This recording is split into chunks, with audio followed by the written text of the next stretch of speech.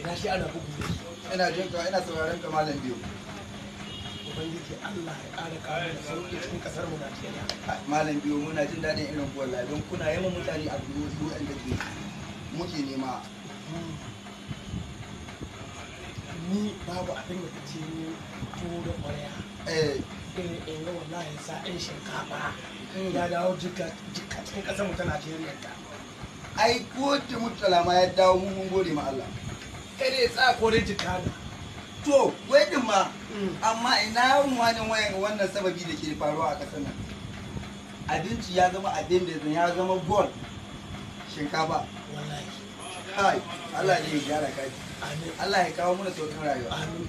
Ina shi ana bugu. Ina sauraron ka biyu malam biyu. Siyasa ga da an tafi 2023. Daga sama har ƙasa Ubangiji Allah ya zaɓa mu da mafi alheri gare mu al'ummar Najeriya. Amin su mu amin ya ba mu wanda ke ƙaunar mu ba wanda muke ƙauna ba. Amin. Addu'o'in ga da haƙiƙi wallahi muna jin daɗin su malam biyu ka ci gaba ne. Ina shi ana bugu. Ina sauraron ka malam biyu. Ina so in ta inda mai girma dutsen ma in ce mai ina so in ƙara aure.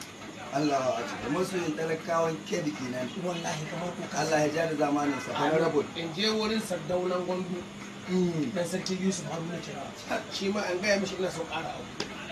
In je wurin mai girma PA na executive gwamnan jihar Kebbi Faruku ina masoyin talakawa kenan. shi ma in ce ina son ƙara aure. Ginshiƙin talakawa mu kenan. In ga Usman Osho chief of staff amma na gidan PA Allah in ce ina son ƙara aure. Kai lalle contribution ya haɗu. In ga Jabbo Anta in ce shi ma ina son ƙara aure.